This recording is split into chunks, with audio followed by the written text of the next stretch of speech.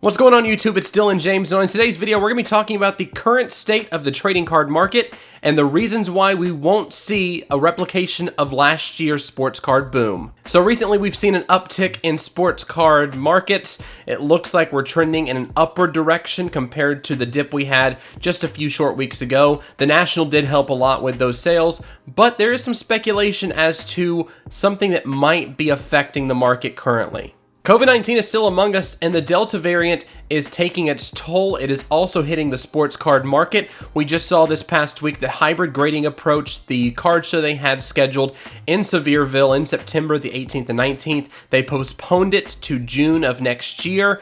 So we have seen that COVID-19 is taking over once again in the industry and the world itself. So people are speculating that it might be turning into a sports card boom 2.0.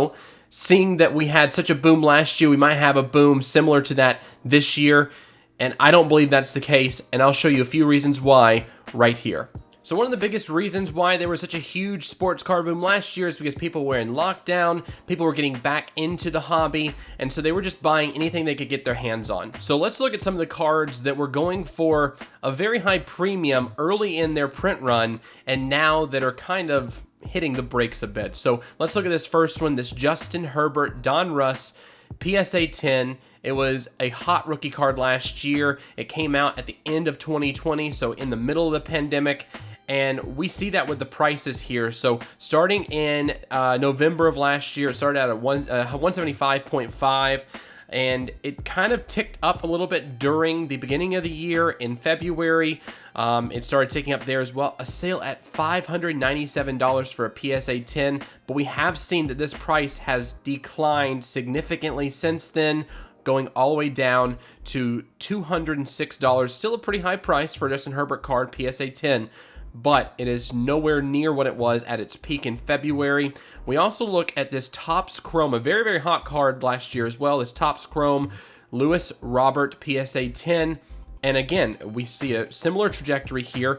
In October, it was selling pretty well around $100, and it started upticking until February. That's when we saw the peak of this sale. It was at $241.50. And then after that, it kind of just took a nosedive in this scenario. With Lewis Robert, he was out with injury for a little while as well, but this card still did sell pretty well. So it sold around $100. It went back down to earth in that scenario. So still selling for about $85, $84.29 in August this year. So only just a few days ago. So this card has seen a significant decrease in sales. But the next card I want to show you has decreased even more significantly. It is the 2020 Hoops rookie card for LaMelo Ball, the awkward stance and all. Fantastic card when it first came out, but people have noticed that there is a tremendous number of these cards on the market they can get their hands on. Besides just a PSA 10, they can get this in raw condition for, $20-30 out on eBay. But you look at this card, when it first came out in March of this year, it was selling at over $1,000. $1,225 was the price here, the starting point, and it actually went up to $2,260 March 22nd.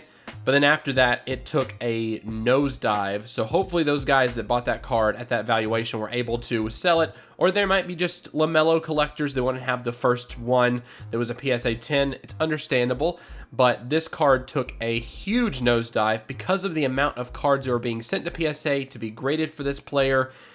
Everybody knows how good LaMelo is. Everybody knows how good he's going to be in this league. He's going to be a superstar in this league, if not already in this league.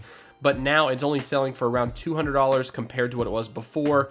The last sale price was at $202.50. So the main reason I wanted to show you these cards is because these cards are base cards. These cards are the cards that everybody can get their hands on. They can still get their hands on these cards because there's so many printed already.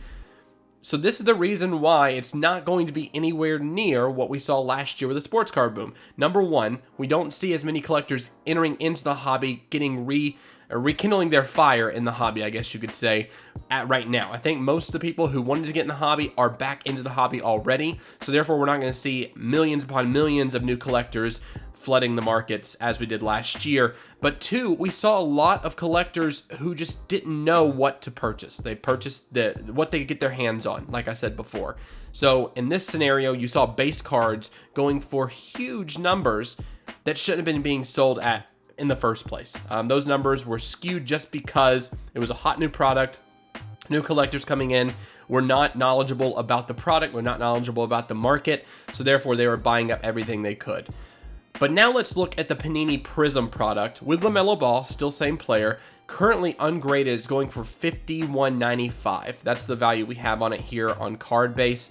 But you look at it here, when it first came out, it was selling for about $300. So peak price was $364.73 in March of this year. But then it slowly took a nosedive as well because this was a base card. This is the base ungraded LaMelo Ball Panini Prism card.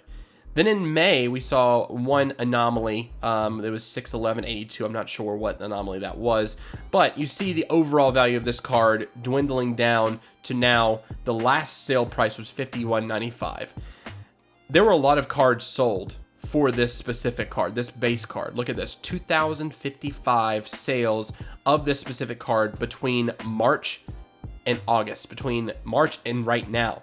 So a lot of this has been sold, a lot of product has been sold. They're still selling on eBay, still trying to sell on eBay. A lot of listings there. But then let's compare that to a color variation that I've talked about several times on this channel.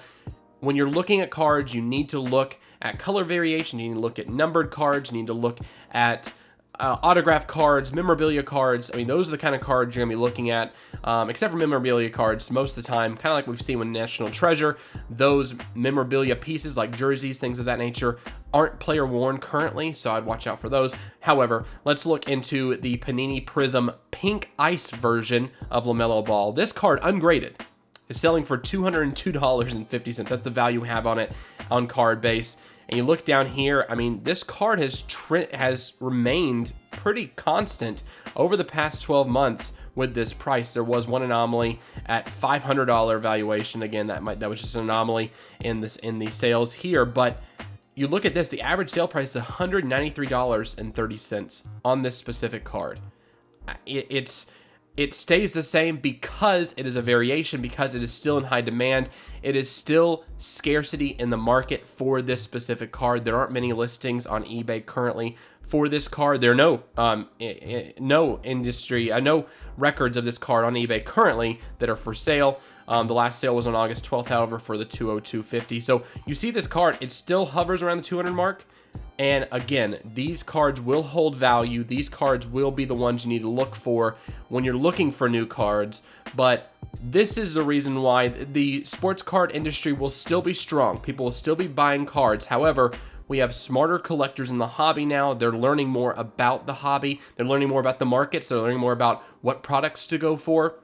And so when you look at cards, when you're trying to purchase cards for your personal collection, for investments, you need to look for cards that have scarcity. So this colored card of this LaMelo Ball will continue to be at this price, if not higher, once the NBA season starts next year.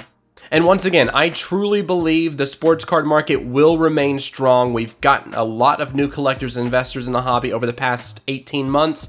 And those players are still going to be in the hobby and making deals. They're going to be buying, they're going to be selling. They're still going to make this a very, very strong market for sports cards. However, I think we have smarter collectors now. We will still see high price sales, but we're not going to see as many high price sales with those base cards that we were used to seeing last year. So therefore, I think the sports card boom will not be as big as it was last year, even if we do have more restrictions or more lockdowns in the future with this Delta variant. If it gets out of hand like it did before, I still do not see the sports card market getting as high as it did, especially with the government when they were giving out these government checks and things of that nature, the stimulus checks.